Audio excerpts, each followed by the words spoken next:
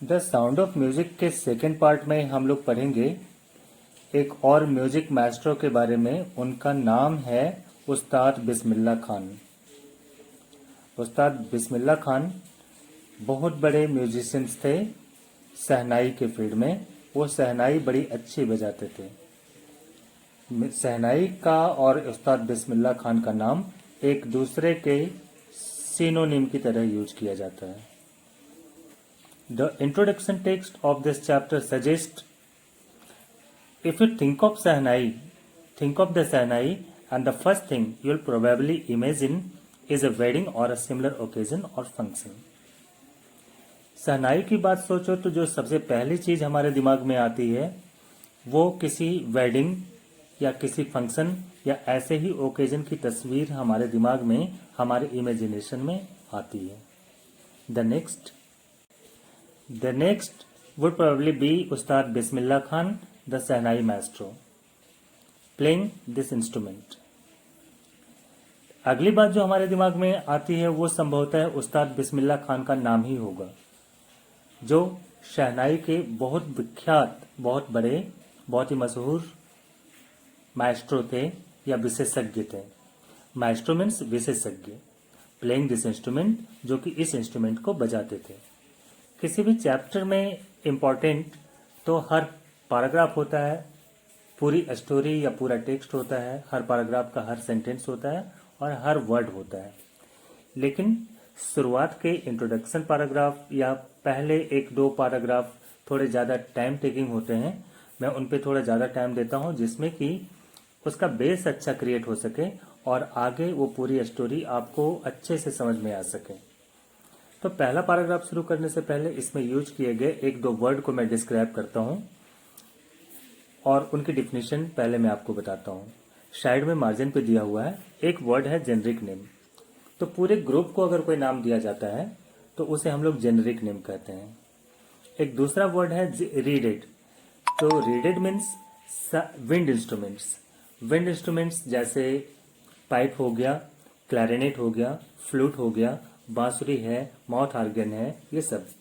इन सभी musical instruments को जिनके नाम मैंने अभी बताए उन्हें हम रीडेड इंस्ट्रूमेंट कहते हैं। Now let us begin paragraph 1। Emperor Aurangzeb, ये एम्पेरर औरंगजेब का जमाना था। तो emperor Aurangzeb ban the playing of a musical instrument called pungi in the royal residence for it had a shrill unpleasant sound. Shrill unpleasant sound को हम लोग नॉइज कहते हैं। साइंस वाले क्लास में आपने पढ़ा होगा that shrill unpleasant sound is called noise. तो एम्पेरर औरंगजेब ने अपने रॉयल पैलेस में, रॉयल रेसिडेंस में एक म्यूजिकल इंस्ट्रूमेंट जिसका नाम था पुंगी, उसके बजाए जाने पर प्रतिबंध लगा दिया गया था, क्योंकि उससे निकलने वाली आवाज नॉइज की तरह लगती थी, बड़ी अनप्लीजेंट लगती थी। Pungi became the generic name for reeded noise makers. इस सेंटेंस में राइटर हमें यह बताना चाहता है कि बादशाह औरंगजेब ने बैन तो किया था किसी एक म्यूजिकल इंस्ट्रूमेंट को, उस म्यूजिकल इंस्ट्रूमेंट को जिसका नाम था पुंगी, लेकिन वो वर्ड पुंगी को एक जेनरिक नेम की तरह यूज किया गया। औरंगजेब ने बैन किया था एक म्यूजिकल इंस्ट्रूमेंट को, लेकिन पुंगी को उसके कर्टियर्स ने एक जेनरिक नेम की तरह यूज किया और रॉयल रेसिडेंस में सिर्फ पुंगी को नहीं, पुंगी फैमिली के जितने भी म्यूजिकल इंस्ट्रूमेंट थे जैसे फ्लूट, क्लैरिनेट, बांसुरी, सब कुछ को बजाने पे प्रतिबंध लगा दिया। पुंगी जेनरिक नेम बन गया, यानी बादशाह ने कहा पुंगी को बैन कर दो, तो उसके कर्टियर्स ने पुंगी फैमिली के जितने भी रीडेड म्यूजिकल इंस्ट्रूमेंट थे सबको बैन कर दिया। Few had thought that it would one day B revived.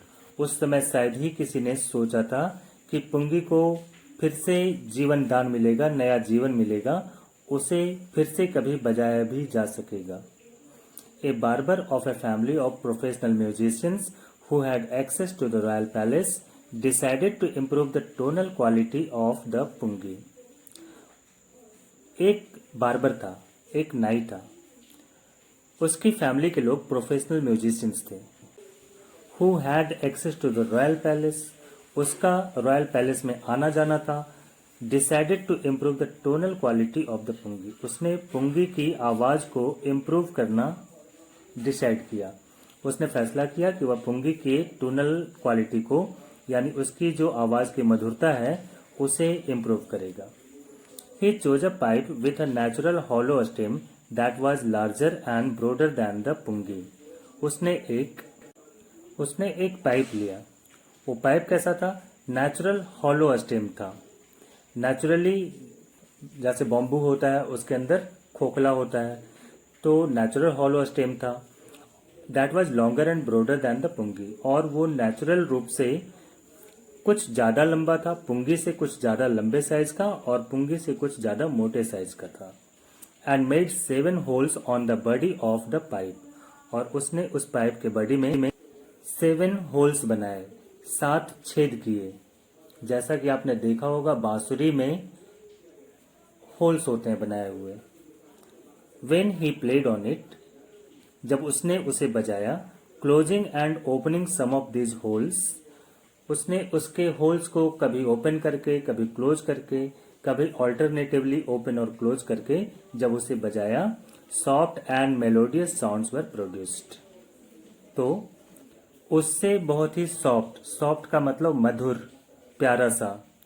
Melodious sound का मतलब म्यूजिकल साउंड, ऐसा साउंड जो सुनने में बहुत अच्छा लगता हो, प्लेजेंट लगता हो। तो उससे बहुत ही सॉफ्ट और मेलोडियस साउंड प्रोड्यूस हुआ, बहुत ही प्यारी आवाज निकली। He played the instrument before royalty and everyone was impressed. उसने उस इंस्ट्रूमेंट को रॉयल्टी के सामने, यानी राजघराने के सदस्यों के सामने बजाया और सब लोग बड़े प्रभावित हुए।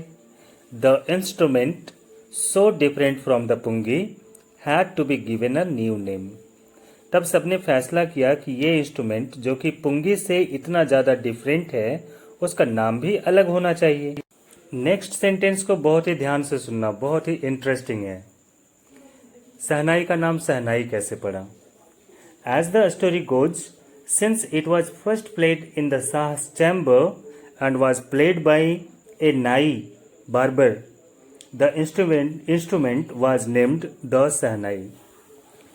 क्योंकि इसे सबसे पहले शाह के सामने बजाया गया था और इसको एक नाई ने बजाया था, तो इसका नाम बन गया शहनाई। शाह प्लस नाई, शाहनाई। तो शहनाई को धीरे धीरे एब्रिविएट करके और उसे कहा गया शहनाई। तो ये शहनाई की नेमिंग स्टोरी थी। आगे चल के इसी शहनाई ने काफ़ी इंपॉर्टेंस गेन किया।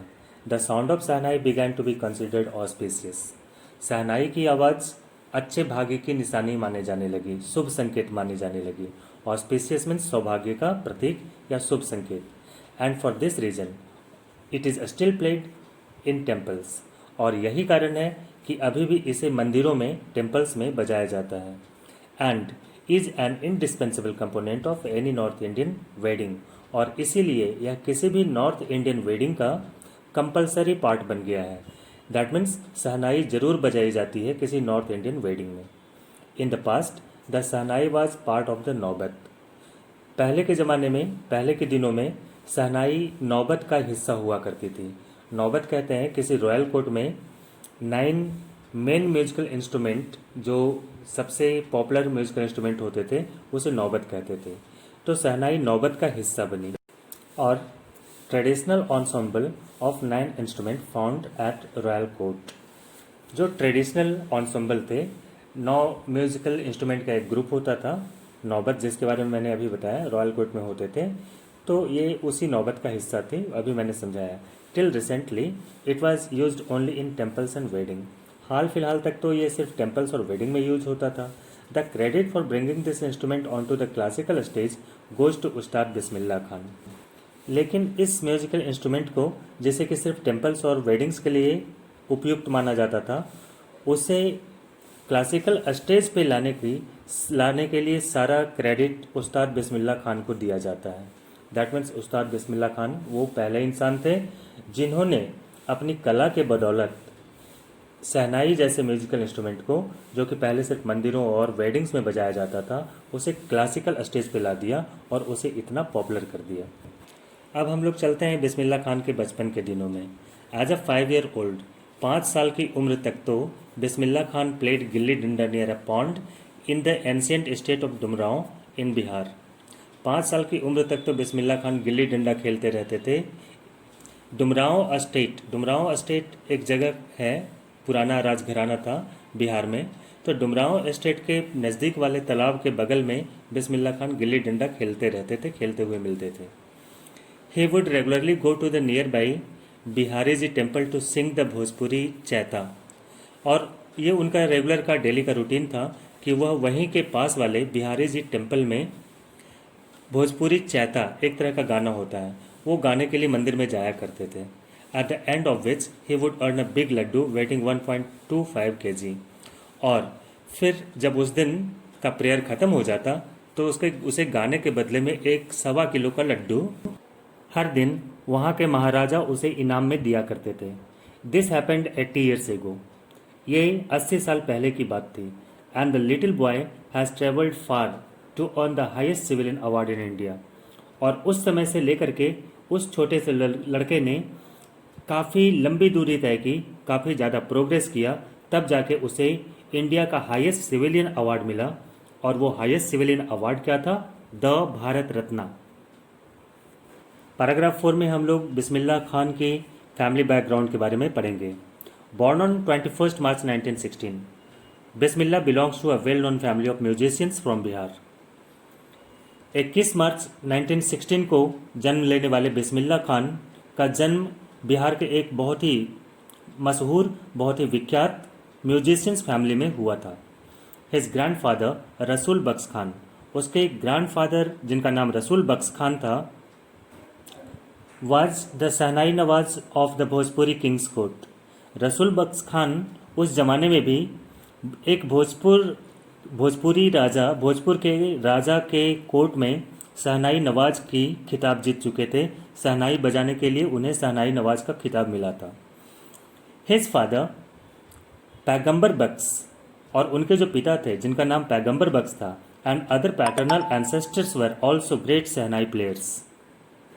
उनके फादर पैगंबर बख्श और साथ ही साथ दूसरे जो पैटर्नल एंसेस्टर्स थे, दैट मीन्स चाचा या इस तरह के, यानी उसके फादर के जो भी रिलेटिव्स थे, जितने भी पैटर्नल एंसेस्टर्स थे, वो सबके सब बड़े मशहूर शहनाई प्लेयर्स थे। यानी बिस्मिल्लाह खान का जन्म एक ऐसी फैमिली में हुआ था जिसमें हर कोई शहनाई के लिए मशहूर था। उस फैमिली का हर मेंबर बहुत ही अच्छी शहनाई बजाता था और काफ़ी मशहूर था।